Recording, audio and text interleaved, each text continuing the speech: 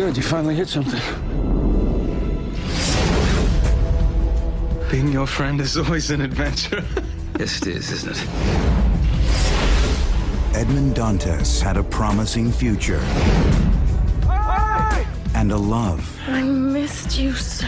that any man would envy.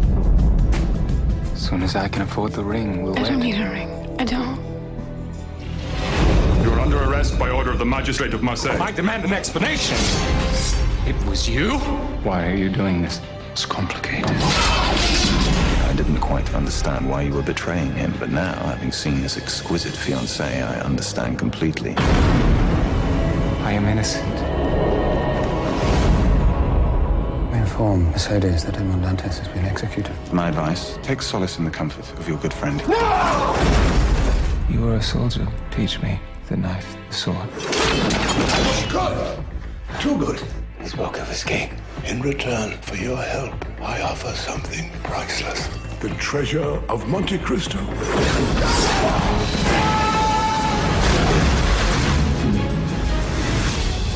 Follow the clues. You are wealthier than any man I have ever heard of. What do you want to buy? Revenge. This fall, I will change my identity. I shall become a count.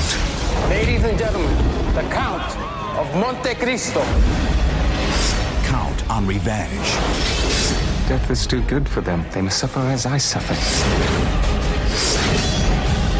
I'm a count. Not a saint.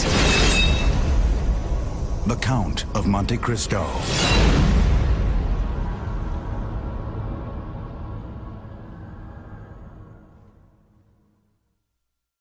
Okay, so that's the movie The Count of Monte Cristo. What I love about that preview, too, is it says coming soon, when really it came out in like 2002, I think. Anyway, pretty good movie, really good book. The main character, Edmond Dantes, is in solitary confinement for 7 years by himself, nobody there. I mean, just, he has no human contact for 7 years. And it gets to this point, he's about to give up on life. He's given hope up with God. He doesn't even believe in God. When he first goes into prison, he's hoping God will restore him, will forgive him, will seek justice on his behalf. And then there's this point where he gives up on life, he gives up on God, and he resigns to kill himself. And he's going to starve himself to death. In his last few hours, right before he dies, he's sitting on his bed, or he's laying there, and he hears something. He's given up on hope. He's given up on everything there is around him. He has completely resigned himself just to die because he no longer cares about anything. He doesn't think God is there. He doesn't trust a hope. In the midst, there's just this prison. That's all he knows, are the walls in his cell. But then, when he's laying there on his bed, he hears something. And he realizes what it was after listening to it. It's somebody else digging underneath his cell. All of a sudden, he comes to this realization that there is somebody else there. There's somebody else that is in the midst of all that's wrong with his life.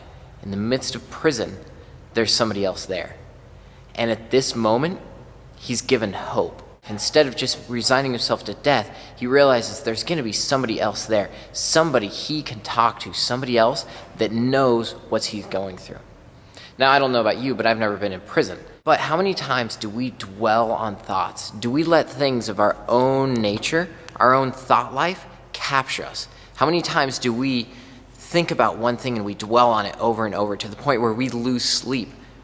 We forget about things. We end up just not knowing what to do because our mind is so distracted by one thing going on in our life. Now, for Edmond Dantes, it made such a difference when there was somebody else in the prison with him. That's when his life switched. That's when he had a reason to live, is when he knew somebody else was going to be with him. Now, how many times do we get surrounded in our own thoughts? I mean, maybe we've never been in prison, but have you ever dwelt on a thought or been in such trouble that you can't think about anything else? And it's just, you want to do it by yourself. You don't want to admit that you've been wrong, that you can't handle this, that life isn't going the way you think it should. Or what about your relationship with God? Sometimes maybe you doubt, maybe you don't know what it is. You don't know if you're doing the right thing. And yet, how many times do we as people try and do this on our own? See, our relationship with God was never meant to be me and him, just one-on-one. It's a group thing. In the New Testament, over and over, it says one another, because this is supposed to be a group effort. We're supposed to work together to fulfill the law of Christ. In Galatians 6:2, it says, carry one another's burdens. In order to let true fellowship happen, you need to be willing to let people in your life and let them help you with their burdens. And you need to be willing to carry their burdens also. Because when you do that, when you carry each other's burdens, like in Galatians 6:2, that's when true fellowship happens. And that is when you see the freedom that Christ has for us. That is my hope for our group. That we can find true fellowship, that we can live in a community where we're lifting each other up in Christ. And even though our circumstances may not change, we're journeying with each other, and we know that there will be people with us that are journeying too. That's my hope.